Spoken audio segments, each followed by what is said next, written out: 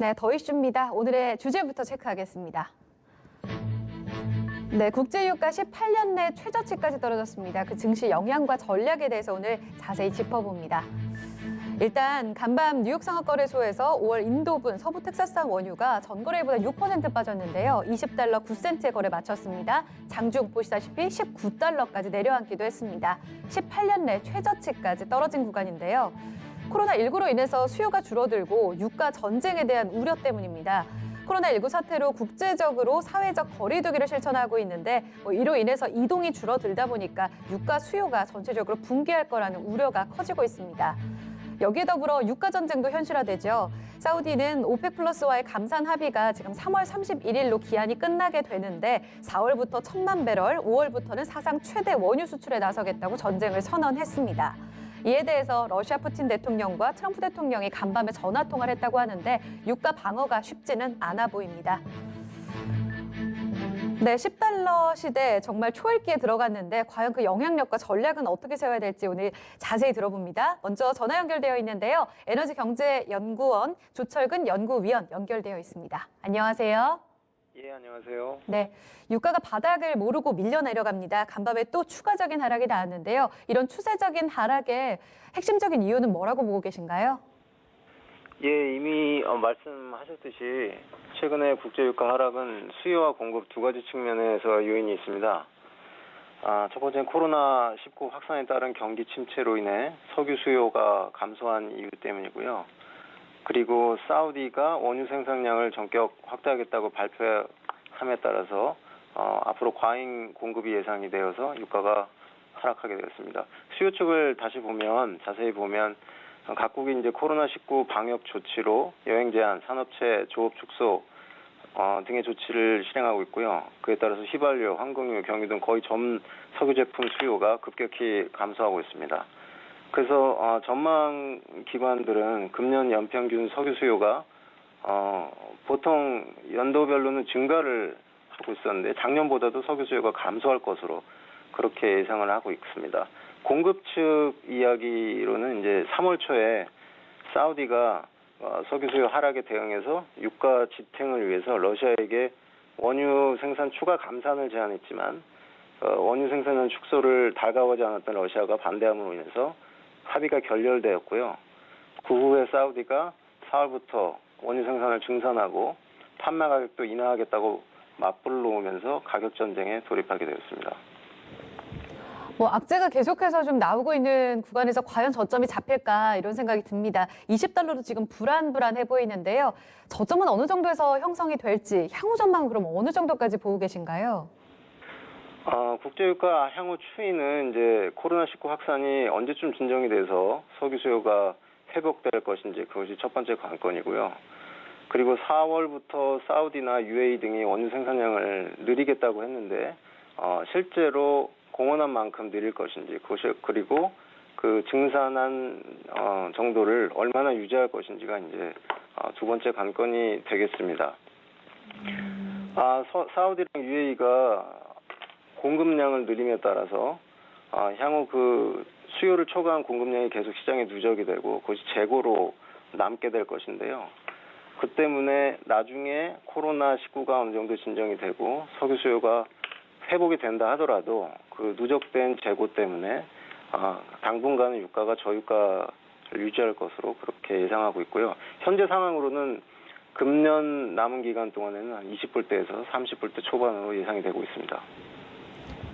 그러면 이 여파를 좀 체크를 해봐야 될 것 같은데 당장 미국의 셰일 오일 업체들도 줄도선 가능성도 커지고 있습니다. 이것이 미국의 금융위기의 어떤 새로운 뇌관이다라고 분석하는 곳도 굉장히 또 많은데요. 이런 줄도선 가능성은 현실화될 거라고 보세요? 일단은 현재 글로벌 메이저 회사뿐만 아니라 미국 석유 업체들도 예산 삭감을 발표 중에 있고요.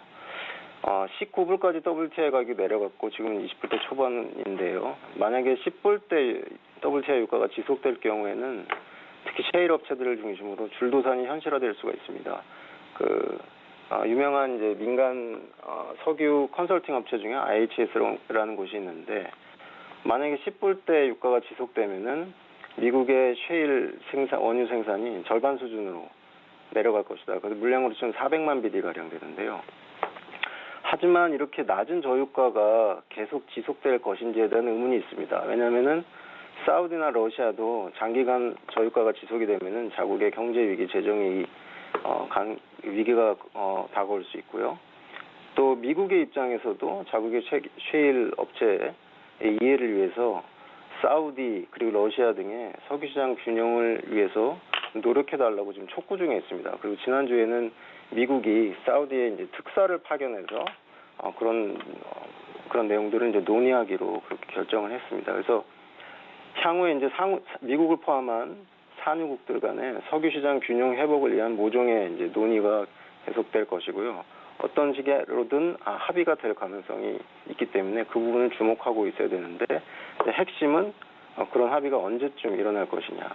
그 합의가 발표되기 전까지는 유가는 저유가를 유지할 테고 합의 내용에 따라서 즉 생산량을 어느 정도 수준으로 가져갈 것이냐라는 구체적 내용에 따라서 유가 반등폭이 정해질 것으로 예상이 됩니다.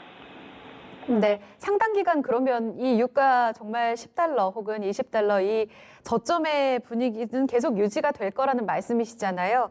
글로벌 경제 영향은 어느 정도까지 우리가 시나리오를 좀 짜고 대응을 필요한지 궁금합니다.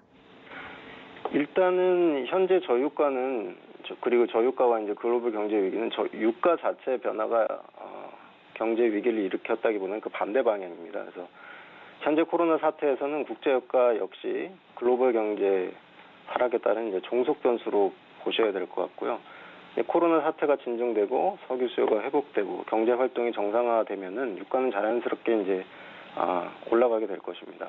근데 만약 하나 코로나 사태가 종식이 되고 수요가 회복이 된 뒤에도 계속 저유가가 유지된다면은 그건 좀 가상적인 상황인데요.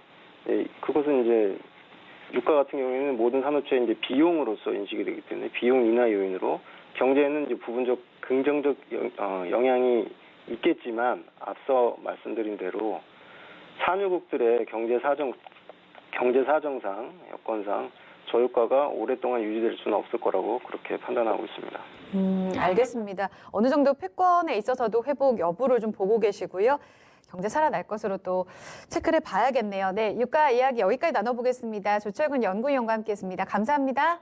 감사합니다. 네, 우리 국내 증시의 영향력도 그러면 살펴봐야 될 텐데요. 토마토 투자클럽의 신기수 전문가 이번에 연결해 보겠습니다. 전문가님 안녕하세요. 네, 안녕하세요. 신기수입니다. 네.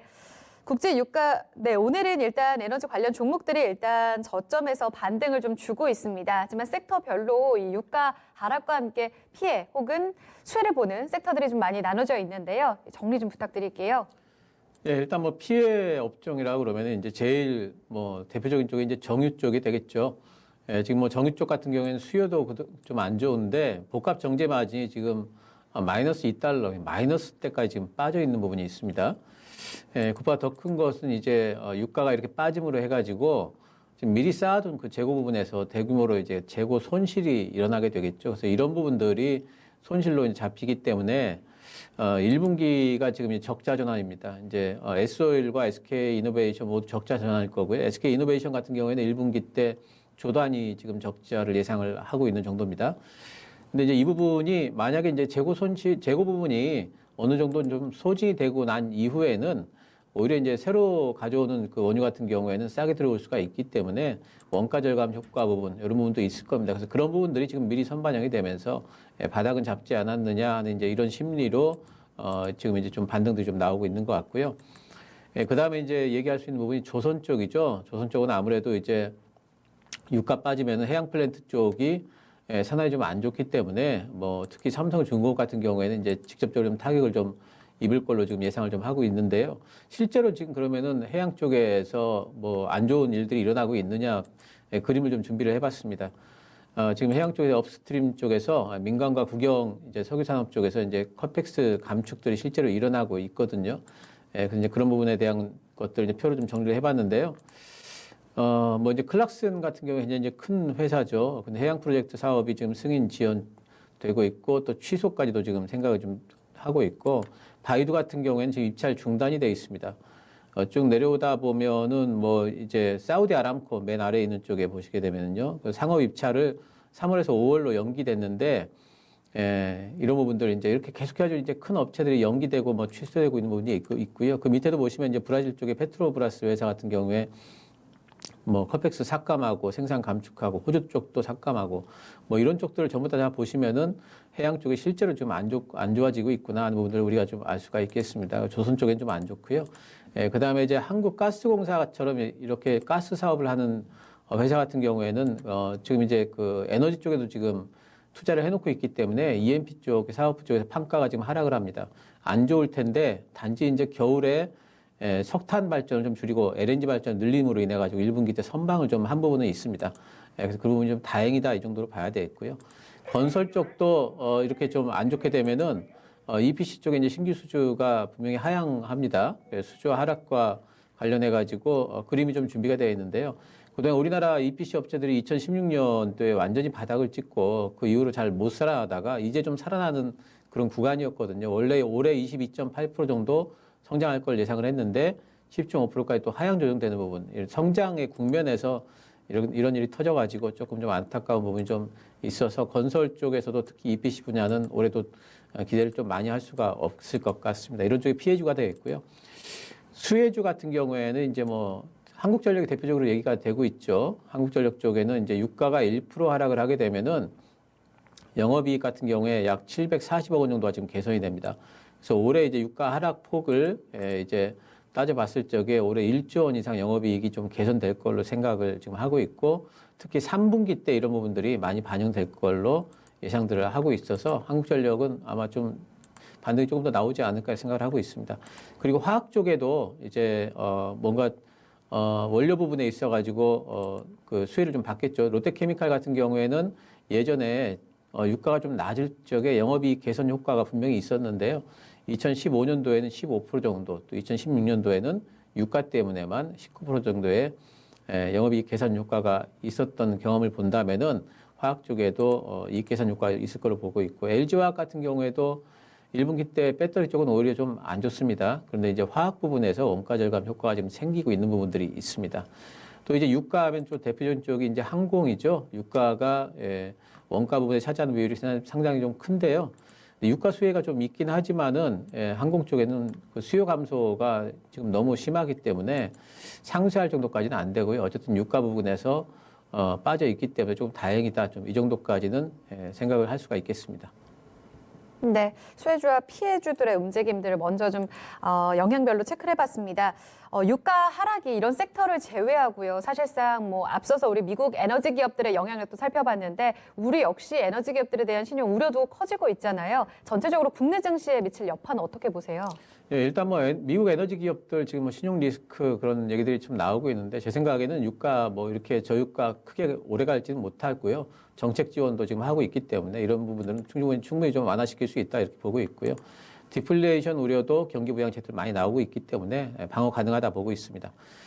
우리나라는 사실 그 펀더멘탈을 주도하는 업종이 사실 화학이나 이런 쪽이 아니죠. 유가와 관계없는 IT 쪽이 많기 때문에 상관관계가 그렇게 크지 않다 보고 있고 지금 구간은 유가보다는 코로나19라든가 환율의 영향을 훨씬 더 많이 받는 구간이라서 사실상 유가가 지금 많이 빠져 있는 부분이 적응도 되어가고 있는 부분들이 있고요. 그래서 크게 영향을 받지는 않고 있다 이렇게 보고 있습니다. 네, 그렇다면은 지금 전략을 어떻게 세울까요? 일부 분들은 원유 선물 투자를 보시는 분들도 계셨거든요. 이렇게 섹터별로 피해주에 대한 저점 매수 혹은 수혜주에 대한 단기 매매 이렇게 전략을 꾀하시는 분들도 많습니다. 전문가님 전략 어떻게 세울까요? 일단 그 피해 업종 부분에 있어가지고 가지고 계신 분들 같은 경우에는 제 생각에는 지금 비중을 좀 축소하시는 게 좋습니다. 왜냐하면 언제까지 갈지 모르기 때문에 다른 이제 주도 업종을 좀 교체하시는 게 좋고요. 유가가 $40 위쪽으로 좀 반등이 나온 이후에 그 이후에 조금 이제 관심을 가지셔도 늦지 않는다 이렇게 보고 있습니다. 수혜 업종 같은 경우에는 이번 1분기보다 2분기 때 원가 절감 효과가 더 클 걸로 보입니다. 한국전력 같은 경우는 3분기 그렇다면 오히려 수혜 업종은 2분기 때 조금 더 갈 여지가 있기 때문에 조금 더 보셔도 좋겠고요. 항공 업종이 이제 뭐 수혜 업종으로 되어 있지만 이쪽은 사실 요즘에 펀더멘탈 무관하게 움직이죠. 그래서 그런 부분들을 감안을 하셔서 판단을 하셔야 되겠습니다. 근데 이제 전반적으로 유가 수혜든 피해든지 간에 지금 우리 시장의 주도 섹터는 사실 IT 반도체 뭐 이제 이런 쪽에 돼 있기 때문에 우선순위는 전체적으로 좀 떨어진다 이렇게 보고 있습니다. 전략까지 잘 들었습니다. 오늘 말씀 고맙습니다, 전문가님. 감사합니다.